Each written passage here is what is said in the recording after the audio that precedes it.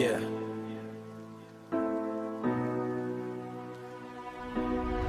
បេះដូងបែកបាក់មិនមែនជារឿងលេងទេនេះគឺ story របស់បងពុកចាន់ពិសីអូនជាមនុស្សពិនមុខត្រជាក់តែចិត្តអូនដូចភ្លើងឆេះក្នុងថ្ងៃដំបូងបងគិតអូនខុសគេគ្រប់គ្នា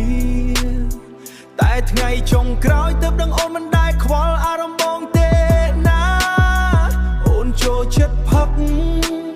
មិនខ្វល់ថ្ងៃឬយប់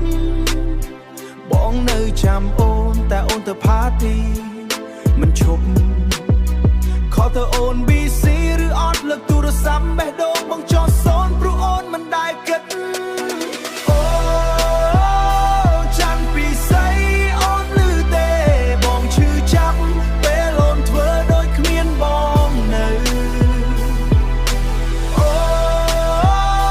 ចាន់ពិសីមិនស្ដាប់ណូណារឹងក្បាលដល់ថ្នាលបងបាត់បងអ្វីទាំងអស់ណាបងធ្លាប់សុំអូនបន្ថយការផឹកបន្តិចតែអូនតបវិញនេះជាជីវិតអូនកុំមករំខានចិត្តពាក្យមួយនោះធ្វើបេះដូងបងស្ទើរតែបាក់ស្លាញ់ខ្លាំងប៉ុណ្ណាក៏មិនអាចឈ្នះអូនបានឡើយសា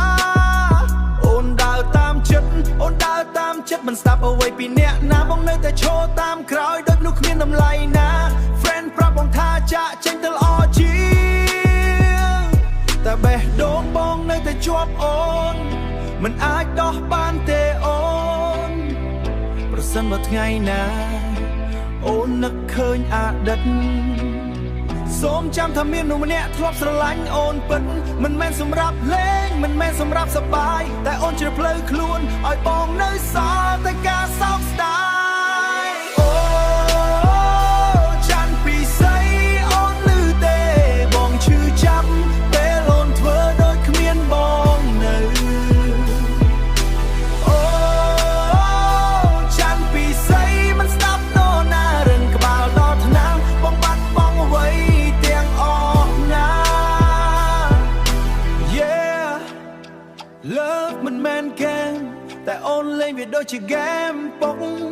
ចាន់ពិសីបងនៅតែចាំឈ្មោះនេះតែអារម្មណ៍បងអស់ហើយបកខ້ອຍ